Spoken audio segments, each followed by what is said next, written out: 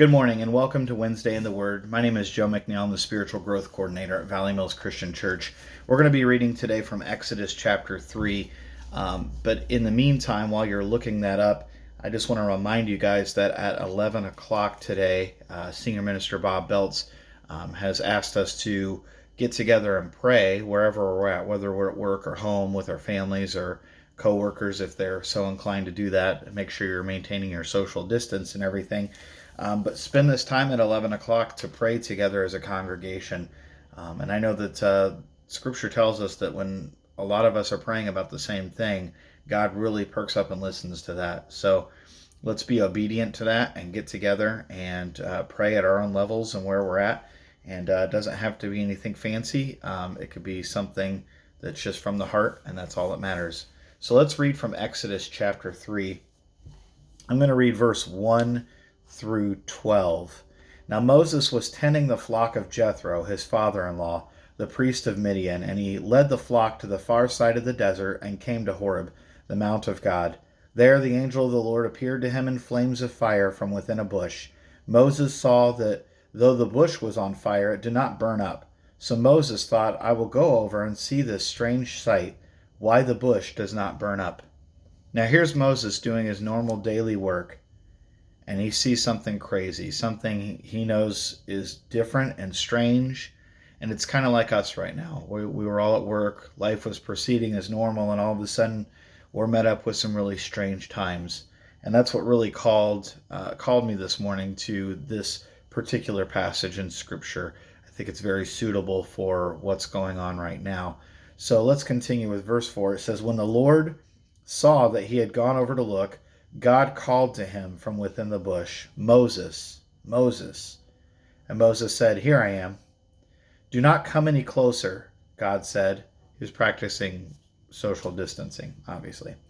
Take off your sandals, for the place where you are standing is holy ground. And then he said, I am the God of your father, the God of Abraham, the God of Isaac, and the God of Jacob. At this, Moses hid his face because he was afraid to look at God.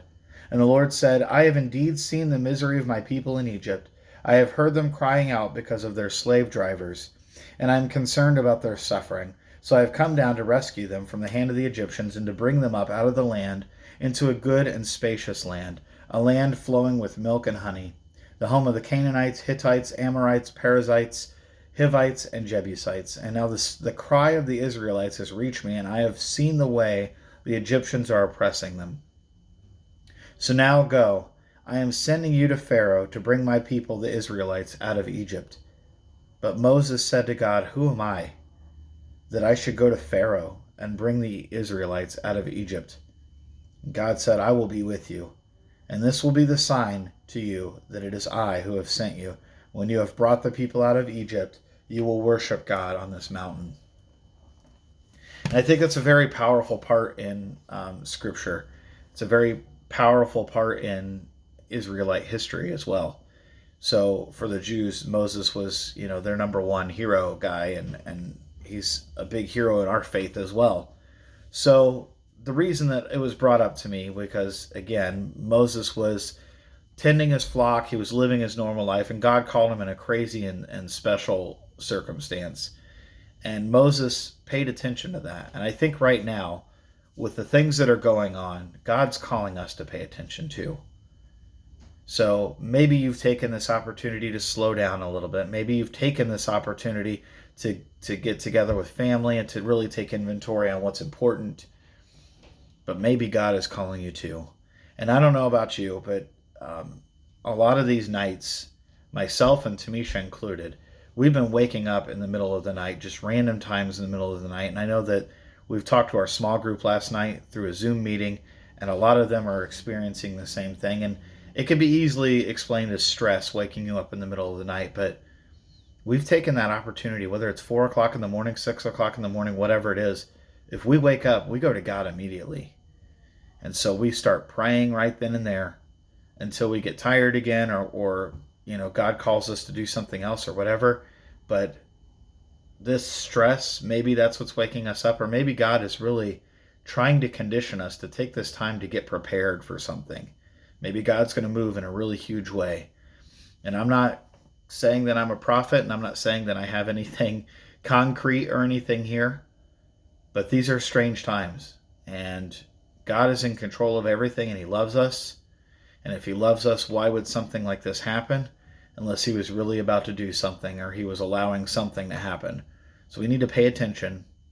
We need to strengthen our faith in God through reading, through prayer. And that's another reason that we're doing this prayer initiative here at 11. So take this opportunity. Be like Moses in this case. Recognize it for what it is, something special and strange, but seek God in it. He immediately went to God, and God spoke to him, and he listened. So do that if you can. I hope this word of encouragement has been good to you. And again, this isn't a time to freak out, but this is a time to get closer to God and to pay attention to what He's having to say, because I think God's talking in a lot of ways right now. We'll see you at 11.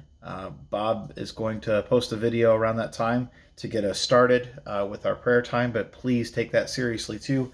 Get together wherever you're at with your family, or if you're at work, head off to the restroom or some corner of the building where you're not going to be bothered, and just pray and seek God this morning. Love you guys. I hope you guys are staying safe and well. Have a good day.